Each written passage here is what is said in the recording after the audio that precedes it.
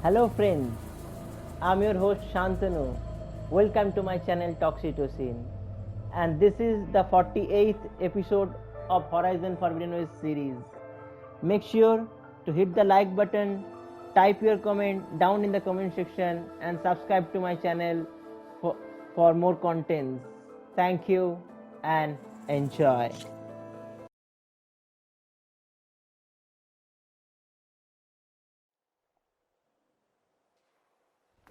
Seems like this camp was built to impress.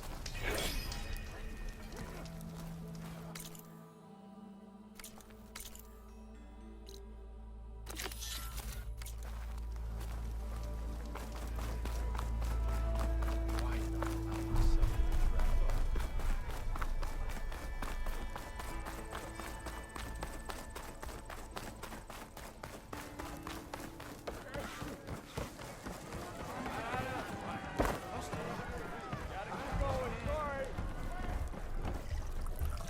So what's new, Aloy machine hunter?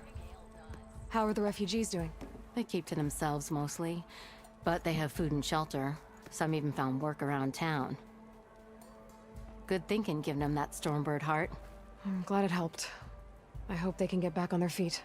I'll keep checking up on them. Then they'll be just fine. I thought you'd be back in Freeheap. Well, after the big battle at Meridian, I went back, but realized it was running smooth. Didn't need me. Heard about the rebuilding out at Barren Light. Figured they could use another hammer. And thanks to your handiwork, I got my hands full getting this place into shape. I guess you found the right place. Guess I did. Has Tolland been giving the refugees any trouble?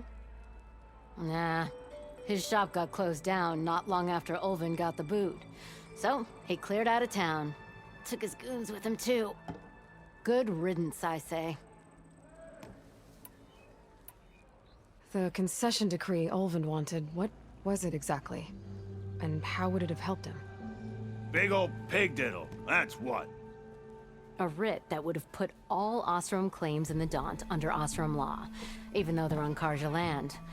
It would have meant that any existing ore, stone, and timber claims couldn't be revoked by the Karja. No more risk, no more hesitation for investors back in the claim to pour in the shards and expand their business. And since Ulvin had a stake in all those claims, it would have made him richer than a scrapper in a junk heap. Not to mention Chainscrape would have become an Osram municipality, so he could have bought enough votes to call himself an elderman. He's a sly old badger, I'll give him that. Almost got away with it, too. Well, I have to be going. Thanks for the drink, Petra. I'm glad I stopped by. Anytime, Flamehair. No one wants to play strike. No? Anyway, come to revel in some strike, sister? Let me set the board. I was just passing by. First timer, huh? Don't worry about it. I'll go easy on you. You got any pieces? No. Well, aren't you in luck then? I got an extra set, a Tanakh original straight out of the Forbidden West. Sit. I'll run you through it in a hot spark. I'll give you something special if you win it on my boards, too.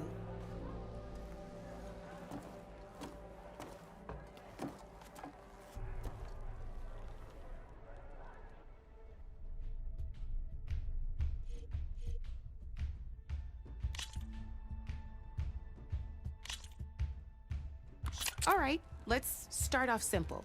The Tanakh like to say that Machine Strike is a game of pure strategy. We each get a set of pieces. Each piece represents a kind of machine, and each machine is worth a different number of victory points. And to win the game, you'll need to gain 7 victory points by destroying the opponent's machines. It can be tricky remembering the details of every machine, so we use these notes to keep track of them. You see that number on the top right corner? Notes also tell you how far a piece can move, how powerful their attacks are, the distance, and of course, their health. Okay, that's enough for now. Let's just play. I'll explain the rest as we go.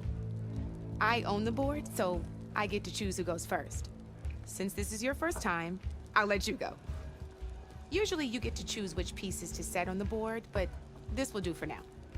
Pick up that machine piece to your right, and move it forward. And remember, each machine can only move a certain distance. Take a look at your notes if you need a reminder. Easy enough, huh? Now, you get to move 2 machines each round, so go ahead and pick a second machine.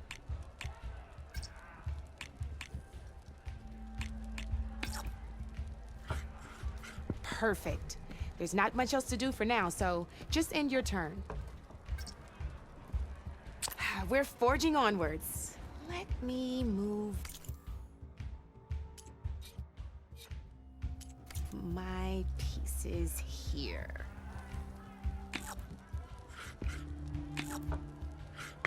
And we're back to you. This time, why don't you try attacking one of my pieces? Try with that machine on your right first. Now move the piece close enough to attack. When performing an attack, you'll be testing your machine's combat power. A machine's combat power is a combination of the terrain your machine is standing on and its own attack power. This board only has grassland terrain, which has no effect on a machine's combat power. And your current machine has 2 points of attack power. So in total, your machine's combat power equals 2 points. Since my machine isn't the one attacking, it has 0 points of attack power. And just like your machine, it's not affected by grassland terrain. So right now, the difference in combat power between the 2 machines is 2 points. This means your machine can do 2 points of damage to my machine. Did you get all that?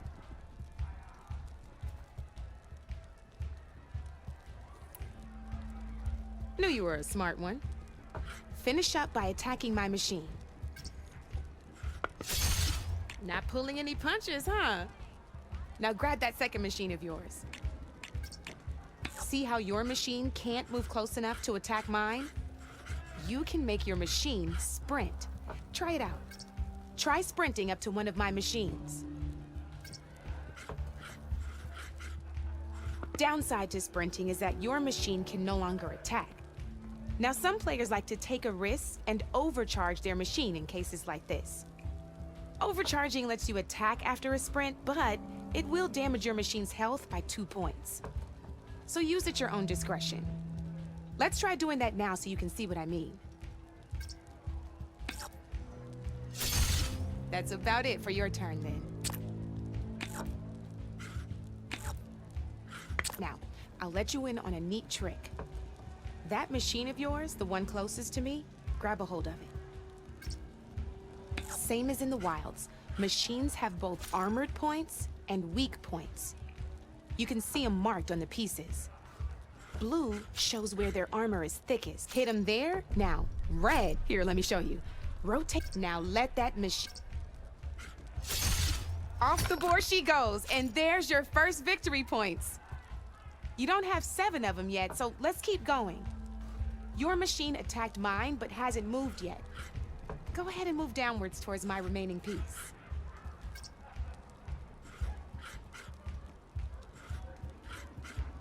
Gotta move your machine downwards there, Red.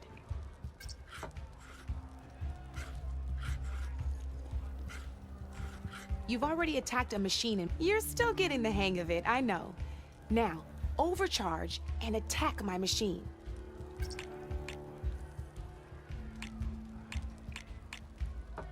Let's keep this game going.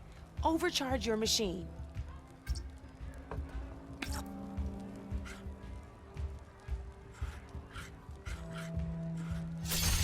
Ain't that a thrill? Now, because your machine was knocked out at the same time as mine, we both get the victory points our machines are worth. Good news is, since you're the one attacking, you're gonna receive your victory points before I do.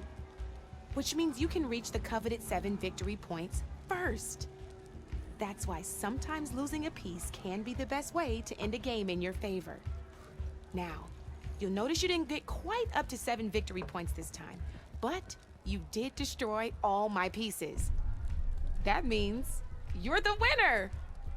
That wasn't so hard, was it? Just remember to always check for the best terrain to attack from. You'd be surprised the advantage you can gain over an opponent like that. I know it saved my behind in a game or two. I'll try and remember that. Oh, before I forget, these are all my spare pieces. I want the Savior of Meridian to have them. It's a small set to be sure, but it should be enough to get you in on any strike games you find out there. You might even fancy looking out for them strike carvers. They've got all kinds of unique pieces that can turn a game in your favor, though they'll need the right materials to craft you one. Or you might find them in the wilds if you're lucky. I know I've lost my fair share of pieces after a night of machine hunting or brew hopping. No need to thank me, always a pleasure to help out new strike players. Now, if you feel like playing a real game, I've got plenty of other boards. I could even teach you a few more tricks if you're up for it. Thanks. I'll think about it.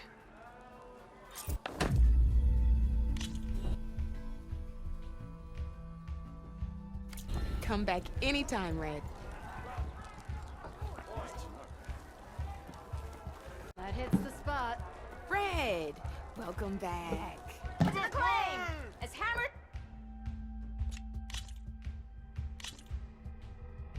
Ah, I knew I'd make a strike player out of you yet. How about this time I tell you how to use a board's terrain to your advantage? This one's got all the different terrains you can encounter in a game of Strike. Knowing when and how to use them can mean the difference between victory and defeat. Terrain mainly affects your machine's combat power. As you know, when fighting an opponent's machine, you compare its combat power to yours. The higher your machine's combat power, the more damage you can do. So finding the right terrain is an essential strategy for overpowering your opponent. Here, I'll show you. Grab that piece to your left and move to attack my machines.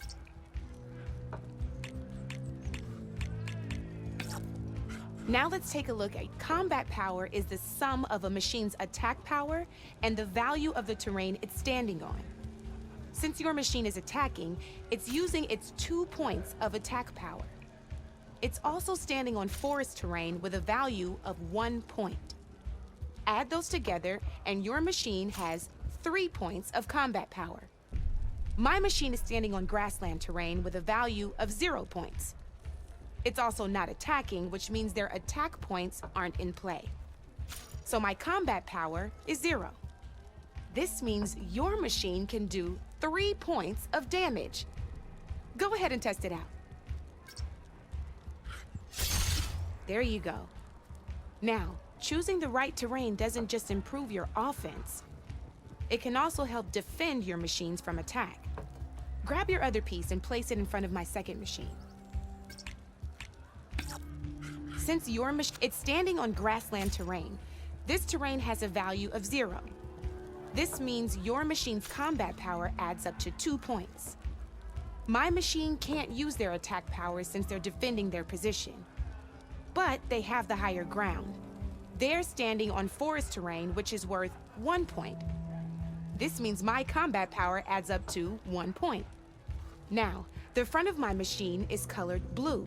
This means that the spot you're about to attack has armor protecting it, which means my machine gets an extra point, giving it a total of 2 combat power points.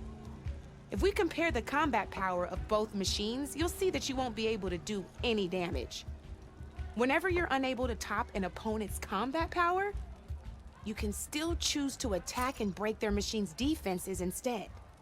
Go ahead, try it out and see what happens. See? When you break a machine's defenses, you can knock it backwards. Sure, both our machines will receive 1 point of damage, but knocking my machine off that terrain makes it more vulnerable to attacks. Not only that, if my machine had been blocked from moving backwards, it would have received an extra point of damage. And if my machine had been blocked by another one of my pieces, that machine would have received damage as well. That's why breaking a machine's defenses is a great way to deal damage to several pieces at once. Useful, right? Okay, now go ahead and end your turn. There's still one more thing I want to show you.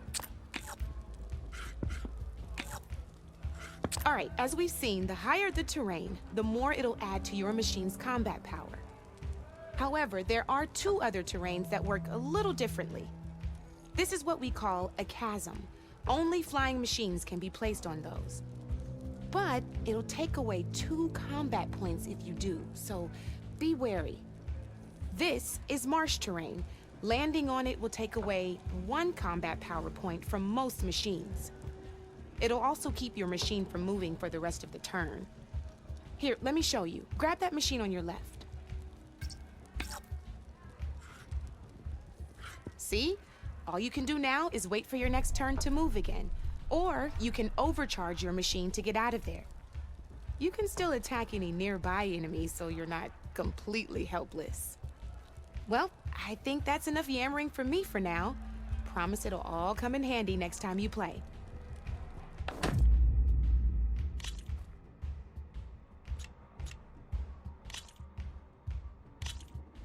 Here for more tips? Why don't I tell you a bit more about the pieces we used to play? In a normal game, you get to choose which machines you place on the board. Each one is worth a certain number of setup points, and you can spend up to 10 assembling your army. Knowing what each machine brings to the game and building an army that matches your strategy is the key to becoming a machine strike master. When assembling your army, there are a few things to keep in mind. First and foremost, you can never have more than 4 of the same machine on the board at the same time. With that in mind, most players would choose machines based on how far they can move or how much attack power they have. But a real strike player will be looking at a machine's type and skills. Let's take a quick look, shall we? Pick up that machine on your left. All right, let's talk about the different ways in which a machine attacks its opponents. In other words, its machine type. If you look at your notes, you'll see this machine here is a melee type. You can also tell by the shape of the base the piece stands on. A melee type machine attacks the first enemy within range, and no one else. We've seen this plenty of times, so just move that piece forward so I can show you some more stuff. Great, now grab your other machine. Looks like we've got ourselves a gunner type machine here. This means they'll only hit the farthest enemy in their attack range. Let's move that machine forward and end your turn so we can take a look at the rest of the pieces. Let's go with this piece first. This is a ram type machine. Attack an enemy with it and it'll push the piece backwards. Like this.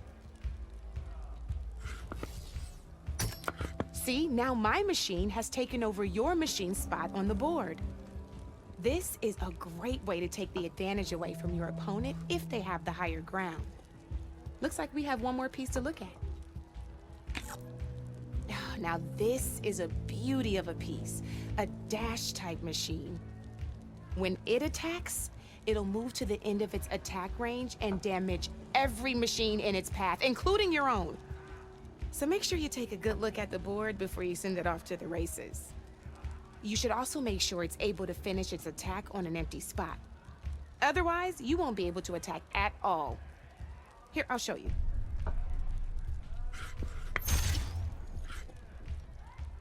Look, it even rotated your piece. A nifty little piece you'll definitely want in your set. If you look at your notes, you'll notice this particular machine has one of the skills I mentioned before. There's quite a few of those, and we haven't even looked at all the machine types yet. But I'm pretty sure you've got more important things to do, so I made you a list. It's got all the tips and tricks we talked about, too. I think that about does it for now, so if you want to play a real game, just let me know.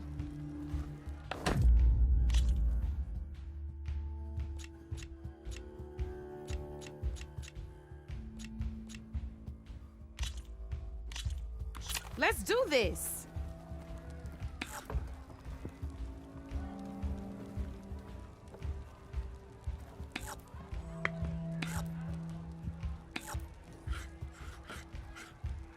Okay, see.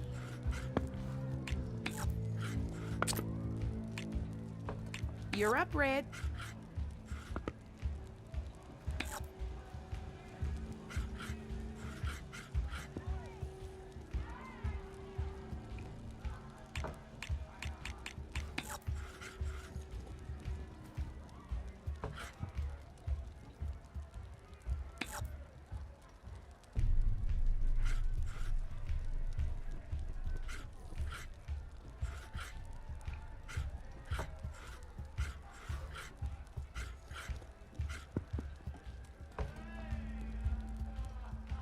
My turn.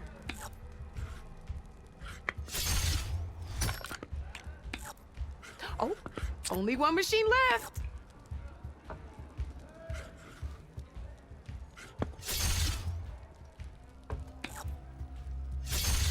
I won. Oh, but I'll play you again if you want.